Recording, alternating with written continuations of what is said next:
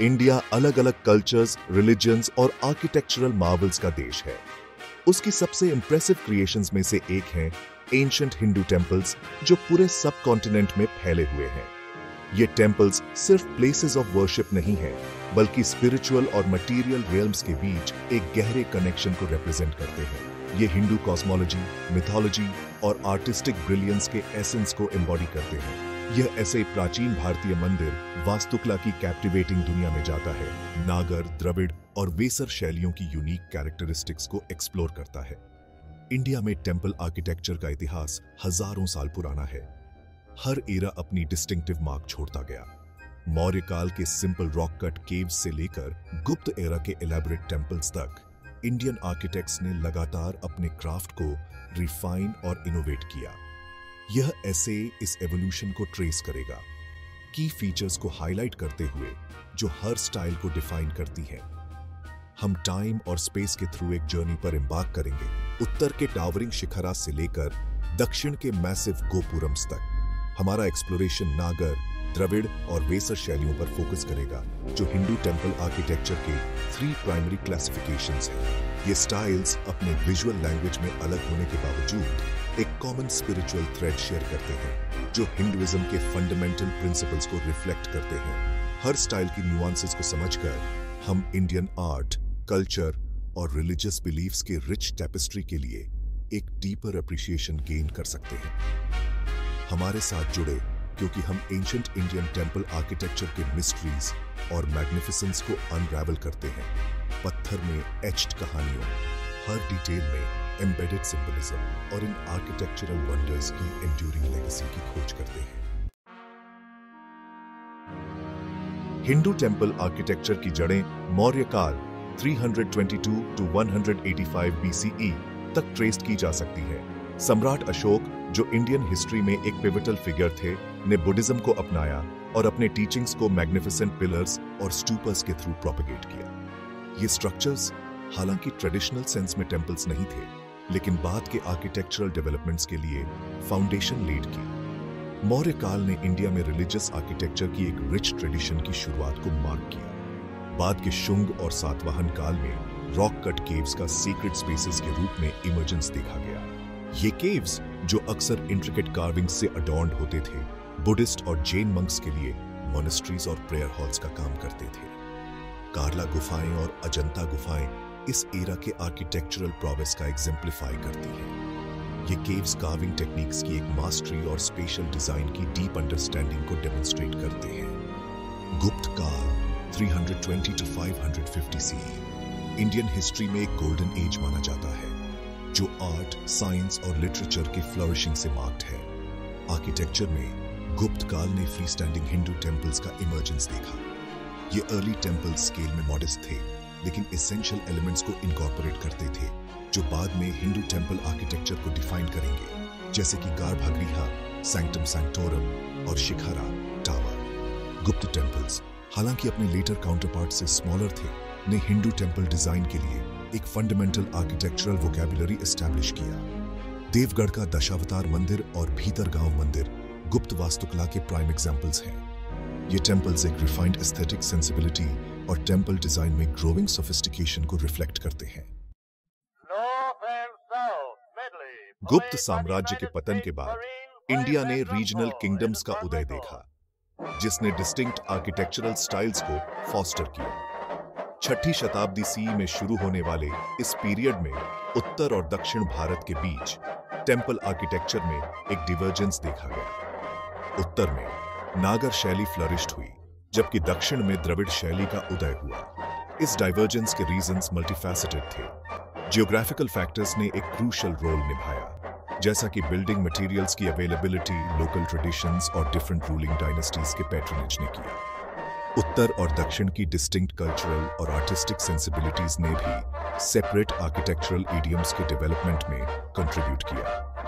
अपने डिफरेंसेस के बावजूद नागर और द्रविड़ दोनों ही स्टाइल्स ने एक कॉमन स्पिरिचुअल पर्पस शेयर किया, सीक्रेट स्पेसेस क्रिएट करना जो हिंदू कॉस्मोलॉजी के एसेंस को एम्बॉडी करते हैं। उन्होंने हिंदू टेम्पल आर्किटेक्चर के फंडामेंटल प्रिंसिपल्स का पालन किया, जैसे कि यूनिवर्स के एक माइक्रोकॉस्म के रूप में टेम्पल का कॉन्सेप्ट और डिजाइन में सिमेट्री और एक्सियलिटी का महत्व। नागर और द्रविड़ शैलियां हालांकि डिस्टिंक्ट, एक ही सिक्के के दो पहलू हैं। प्रत्येक प्राचीन भारत की प्रोफाउंड स्पिरिचुअल बिलीफ्स और आर्टिस्टिक इंजेन्युइटी को एक्सप्रेस करता है। उनके इमर्जेंस ने इंडियन टेंपल आर्किटेक्चर के इतिहास में एक पिवटल मोमेंट को मार्क किया। सदियों से आर्किटेक्चरल इनोवेशन और रीजनल वेरिएशन के लिए मार्ग प्रशस्त किया। नागर शैली, जो उत्तरी भारत में प्रेवलेंट है, अपने सोरिंग शिखारास, कर्विलिनियर फॉर्म्स और इंट्रिकेट कार्विंग्स से कैरेक्टराइज्ड है। यह शैली उत्तरी मैदानों में इमर्ज्ड हुई और धीरे धीरे पूरे मध्य और पश्चिमी भारत में फैल गई। नागर शैली गुर्जर प्रतिहार, पाल और चंदेल राजवंशों के शासन के दौरान अपने जेनिथ पर पहुंची। नागर शैली की डिफाइनिंग फीचर्स में से एक शिखारा है, एक टावरिंग सुपरस्ट्रक्चर जो गार्भागृह के ऊपर उठता है। शिखारा, जिसे अक्सर माउंटेन पीक के रूप में वर्णित किया जाता है, डिवाइन के अबोर्ड को सिंबलाइज करता है। इसका अपवर्ड थ्रस्ट आध्यात्मिक मुक्ति की ओर आत्मा के असेंट को रिप्रेजेंट करता है। शिखारा को आमतौर पर एक अमलका द्वारा क्राउंड किया जाता है, जो एक बड़ा फ्लूटेड स्टोन डिस्क है जो लोटस फ्लावर को सिग्निफाई करता है, जो प्यूरिटी और एनलाइटनमेंट का प्रतीक है। नागर मंदिर आमतौर पर एक स्क्वायर प्लान फॉलो करते हैं, जिसमें प्रोजेक्शंस और रिसेसेस होते हैं जो रिदम और मूवमेंट की भावना पैदा करते हैं। एक्सटीरियर वॉल्स डीइटीज, सेलेस्टियल बीइंग्स और हिंदू मिथोलॉजी के सीन्स को दर्शाती इंट्रिकेट कार्विंग्स से अडोर्न्ड हैं। ये कार्विंग्स केवल डेकोरेटिव नहीं हैं, बल्कि विजुअल नैरेटिव्स के रूप में काम करती हैं, जो हिंदू बिलीफ्स और स्टोरीज के एसेंस को कन्वे करती हैं। खजुराहो का कंधरिया, महादेव मंदिर और कोणार्क का सूर्य मंदिर नागर शैली के एग्जेम्पलरी एग्जाम्पल्स हैं। ये टेम्पल्स अपने टावरिंग शिखारास, इंट्रिकेट कार्विंग्स और हार्मोनियस प्रोपोर्शंस के साथ प्राचीन भारत की आर्किटेक्चरल ब्रिलियंस के टेस्टामेंट्स के रूप में खड़े हैं। भाग 5, शिखर ब्रह्मांडीय पर्वत का प्रतीक। शिखारा नागर शैली की सबसे प्रोमिनेंट फीचर सिर्फ एक आर्किटेक्चरल एलिमेंट से कहीं अधिक है। यह हिंदू कॉस्मोलॉजी का एक पावरफुल सिंबल है। यह मेरु पर्वत को रिप्रेजेंट करता है, पौराणिक पर्वत जिसे हिंदू मिथोलॉजी में ब्रह्मांड का केंद्र माना जाता है। इसकी टावरिंग हाइट और अपवर्ड थ्रस्ट आध्यात्मिक एनलाइटनमेंट की ओर आत्मा की यात्रा को सिग्निफाई करते हैं। शिखारा का डिजाइन नागर शैली के भीतर काफी भिन्न होता है, जो रीजनल इन्फ्लुएंसेस और डिफरेंट डायनेस्टीज की एस्थेटिक प्रेफरेंसेस को रिफ्लेक्ट करता है। कुछ शिखारास सीधे और कॉनिकल होते हैं, जबकि अन्य कर्विलिनियर और बीहाइव शेप्ड होते हैं। शिखारा की सतह को अक्सर मिनिएचर शिखारस से सजाया जाता है, जो विजुअल कॉम्प्लेक्सिटी की भावना पैदा करता है और कॉस्मोस के इंटरकनेक्टेडनेस को सिंबलाइज करता है। अमलाका, एक बड़ा फ्लूटेड स्टोन डिस्क, आमतौर पर शिखारा को क्राउन करता है। यह अमलाका लोटस फ्लावर को रिप्रेजेंट करता है, जो हिंदू धर्म में प्यूरिटी और एनलाइटनमेंट का प्रतीक है। इसे अक्सर एक कलाशा द्वारा शीर्ष पर रखा जाता है, जो एक पॉट लाइक फिनियल है, जो अबंडेंस और प्रॉस्पेरिटी का प्रतीक है। माना जाता है कि कलश में अमृत है, जो इमॉर्टैलिटी का अमृत है। शिखारा अपने सिंबॉलिक सिग्निफिकेंस और आर्किटेक्चरल ग्रैंडियर के साथ प्राचीन भारत में कला, धर्म और ब्रह्मांड विज्ञान के बीच प्रोफाउंड कनेक्शन के लिए एक टेस्टामेंट के रूप में खड़ा है। यह आत्मा के अल्टीमेट गोल के विजुअल रिमाइंडर के रूप में कार्य करता है, भौतिक दुनिया को ट्रांसेंड करना और स्पिरिचुअल लिबरेशन प्राप्त करना। भाग 6, द्रविड़ भव्यता। दक्षिण भारत के मंदिर शहर। नागर शैली की टावरिंग हाइट्स के विपरीत द्रविड़ शैली, जो दक्षिणी भारत में प्रेवलेंट है, अपने massive temple complexes, towering gopurams और गेटवेज और एक्सपेंसिव कोर्टयार्ड से कैरेक्टराइज्ड है। द्रविड़ शैली पल्लव राजवंश के पैट्रोनेज के तहत उभरी और चोल और विजयनगर काल के दौरान अपने जेनिथ पर पहुंची। द्रविड़ मंदिरों को अक्सर टेंपल सिटीज के रूप में वर्णित किया जाता है, जो अपनी दीवारों के भीतर विशाल स्थानों को इनकम्पस करते हैं। ये टेंपल्स न केवल प्लेसेस ऑफ वर्शिप के रूप में काम करते थे, बल्कि लर्निंग, कॉमर्स और सोशल लाइफ के केंद्र भी थे। तंजावुर का बृहदेश्वर मंदिर, जो यूनेस्को की वर्ल्ड हेरिटेज साइट है, चोल राजवंश के आर्किटेक्चरल ग्रैंडर का एग्जेम्पलीफाई करता है। गोपुराम, एक विशाल प्रवेश द्वार, द्रविड़ शैली की एक पहचान है। गोपुराम्स आमतौर पर आकार में पिरामिडल होते हैं और डीइटीज, मिथिकल क्रीचर्स और हिंदू एपिक्स के सीन्स को दर्शाती इंट्रिकेट कार्विंग्स से सजे होते हैं। ये गेटवेज मंदिर परिसर के प्रवेश द्वार को मार्क करते हैं और मंडेन से सेक्रेट तक के ट्रांजिशन को सिंबलाइज करते हैं। द्रविड़ शैली की एक और विशिष्ट विशेषता मंडपा है, जो एक पिलर्ड हॉल है जिसका उपयोग विभिन्न रिचुअल्स और गैदरिंग्स के लिए किया जाता है। मंडपास विभिन्न आकार और आकारों में आते हैं, जिनमें अक्सर इंट्रिकेटली कार्व्ड पिलर्स और सीलिंग्स होते हैं। मदुरई के मीनाक्षी मंदिर में 1000 पिलर्ड हॉल द्रविड़ शैली के आर्किटेक्चरल प्रोवेस का एक प्रमाण है। भाग 7, गोपुरम और मंडपम दक्षिण के स्थापत्य चमत्कार। द्रविड़ मंदिर अपने टावरिंग गोपुराम्स और इंट्रिकेटली कार्व्ड मंडपास के लिए प्रसिद्ध है। आर्किटेक्चरल मार्वल्स जो इन सेक्रेड स्पेसेस के आर्टिस्टिक ब्रिलियंस और स्पिरिचुअल सिग्निफिकेंस को एम्बॉडी करते हैं। ये स्ट्रक्चर्स केवल डेकोरेटिव नहीं है, बल्कि मंदिर के डिजाइन और फंक्शन के इंटीग्रल पार्ट्स के रूप में काम करते हैं। गोपुरम्स द्रविड़ मंदिरों के टावरिंग गेटवेज, सेक्रेड प्रीसिंक्ट्स के इम्पोजिंग एंट्रेंसेस के रूप में काम करते हैं। उनके पिरामिडल फॉर्म्स जो अक्सर डिजीइंग हाइट्स तक पहुंचते हैं, लैंडस्केप पर हावी होते हैं, जो डिवाइन के ग्रैंडियर और मैजेस्टी का प्रतीक हैं। Gopurams intricate carvings, vibrant colours और स्कल्पचर्स से अडॉर्न्ड हैं, जो हिंदू मिथोलॉजी की कहानियों को नैरेट करते हैं और मंदिर के प्रिसाइडिंग डीटी का जश्न मनाते हैं। मंडपास द्रविड़ मंदिरों के भीतर पिलर्ड हॉल्स, रिचुअल्स, गैदरिंग्स और आर्टिस्टिक परफॉर्मेंसेस के लिए स्थान प्रदान करते हैं। इंट्रिकेटली कार्व्ड पिलर्स द्वारा समर्थित प्रत्येक स्कल्पचर की एक मास्टरपीस मंडपास आकार और कार्य में एक रिमार्केबल डाइवर्सिटी का प्रदर्शन करते हैं। कुछ भव्य हाइपोस्टाइल हॉल्स के रूप में काम करते हैं, जबकि अन्य विशिष्ट रिचुअल्स के लिए अंतरंग सेटिंग प्रदान करते हैं। कुछ मंडपास में पाए जाने वाले म्यूजिकल पिलर्स जब स्ट्रक होते हैं तो मेलोडिक साउंड्स उत्पन्न करते हैं, जो द्रविड़ शैली के आर्किटेक्चरल इंजीनियरिटी को अटेस्ट करते हैं। द्रविड़ मंदिरों के गोपुरम और मंडप केवल आर्किटेक्चरल एलिमेंट्स नहीं है, बल्कि एक समृद्ध सांस्कृतिक और आध्यात्मिक विरासत के एक्सप्रेशंस हैं।